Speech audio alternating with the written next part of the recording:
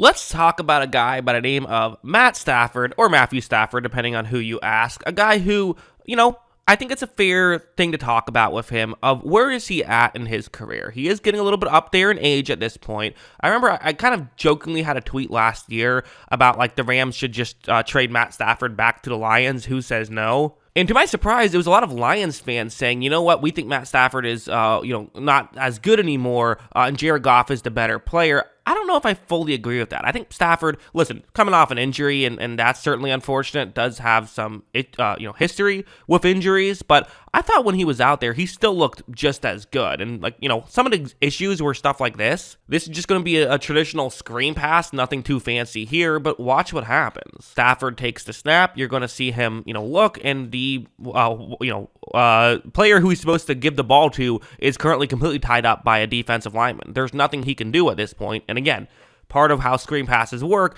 is offensive linemen make sure that they purposely lose their blocks and go out to run to block people at the next level. So for a quarterback, you have basically no time. Stafford does the right thing. He threw the ball into the dirt. Felt like Matt Stafford did the right thing by throwing the ball into the dirt a lot more frequently last year than he did in previous years. It was kind of one of the rare examples of a Sean McVay coach team not having an incredible system around him. Not to say that there weren't moments where things went well or there aren't good players still on that roster, but things were definitely worse this year than they have been in previous years. It was a lot of Cooper Kupp, kind of having to drag, the team and kind of be a lot of what teams paid attention to, which teams now pay more attention to Cooper Kupp than they have in years past, and B, a lot of times all a great receiver can do is set up for other receivers, and they didn't necessarily have that, so that was an issue.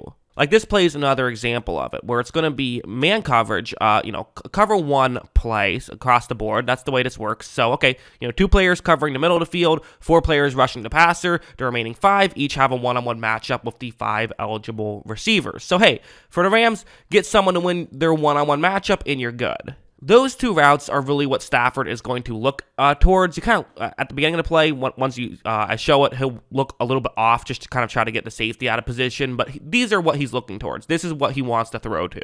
Watch how when Stafford takes the snap, he does eventually look over there, and there is nothing open. Neither of these guys are open, so again, for Stafford, he's just put in a difficult situation of what exactly do you do in this spot? Well, Stafford, again, what's he going to do? As you see, he does the right thing by throwing the ball into the dirt. Now, this time it was intentional grounding. He didn't quite get as far out of the pocket as he should have. So that was an issue. But again, he's put in a more difficult situation this year than he was last year. And I think that's a bigger thing I would point to towards why he had maybe this subpar season, more so than, just he doesn't have it anymore. At least that's how I saw it. Like, if you look at his overall box score stats, I mean, listen, the 10 touchdowns to 8 interceptions is not ideal. The 87.4 passer rating, definitely on the low side. His career passer rating is 90.9, so definitely a below average season for him, but nothing that we haven't seen from him before. I mean, in 2020, he had a below 80 passer rating season. He had, a below 87 passer rating season in 2014 and in 2013. In fact, those 3 years in a row without having an 87.4 passer rating season. Again, a little bit ago was, we know that passing becomes more and more prevalent every year, but still, we've seen this. We've seen him have, an 89.9 passer rating season in 2018, which is right around where he's been at. The reality is, Stafford has kind of always been known, I feel like, for being a bit inconsistent. He has his ups and he has his downs. Like, there were some legitimate, bad plays that he had on his tape last year, I thought. Like, this one's a good example of, a mistake, I would say, by Stafford, or, a bad play that was Stafford's fault, I guess I should say, where the way this works is it's going to be zone coverage, and you have just a couple players trying to get into a gap in coverage underneath. That's all they're trying to do here. Look at how when Stafford takes the snap, he looks over, and right here, okay, you can see how there's a little bit of a window to make this throw. I actually think this might be a communication thing more than anything. I think he's expecting the receiver to go down. As you see, that's not what happens. I believe that's Cooper Kupp. I can't really read the number, but I believe that's Cooper Kupp, who sort of just stopped instead, which resulted in the touchdown for Carolina, as opposed to it, what could have been just an easy completion. Okay, I mean, you could argue it's not his fault and it was just a communication thing, or you could argue it was a missed throw, whatever you want to do. The point is, I think, even if this is his fault, he did almost the exact same thing. I think it was like week 17 or week 16 last year, before then completely turning it up and having an incredible, postseason run. He's always been a streaky player, but he tends to get hot at the right moments, or at least he has, 1 year in particular for the Rams. And I still thought there were some good plays. Like, this one is a good example of kind of just one of those Stafford plays, right? Like the making magic happen type stuff that seems like only a few guys do, like Mahomes does, obviously. He gets the most credit for it. But Stafford's always been pretty good at that stuff, where what's going to happen here is it's zone coverage. And, that over-the-middle route, that's kind of the route that typically gets open on this type of play, right? Because, someone running deep kind of pushes the players who are covering deep further deep. And then, oftentimes the guys over the middle, they can kind of get focused on, a potential run. The Rams are running play action here, so a lot of times the over the middle route is the one that gets open. On this play, Stafford is going to run. He, runs the play action, and what's open? Not a lot. I mean, again, the over the middle route open a little bit. Maybe he could make that throw, but it's not going to get you many yards. And to be honest, there's Carolina players who are coming, rushing in to make a play, one in particular, who could come in and probably knock that ball away. So I actually like the idea to not throw it here. So what else do you do? Well, what about that guy?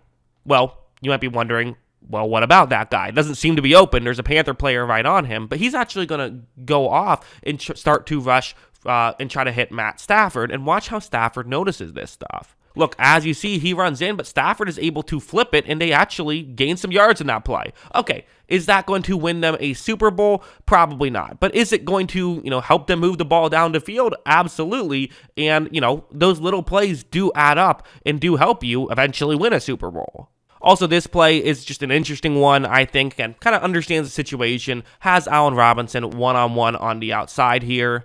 As you see, Stafford takes a snap, he looks up, he knows what he's doing, but, does take a second to look and see if it's open, and it certainly is. Allen Robinson has the outside leverage. But again, look at where Stafford puts this ball. He trusts Robinson to make a tough play, and Robinson does that. He knows Robinson, what he can do, go up and make the catch like that. And so Stafford understands that that's what he should do, and that's definitely always been one of Stafford's strengths, is his ability to, use his receivers to their benefit. Everyone always talks about how, Stafford got to play with Calvin Johnson, and Stafford got to play with Cooper Kupp. Well, part of that, too, was Calvin Johnson got to play with Matt Stafford, and Cooper Kupp got to play with Matt Stafford.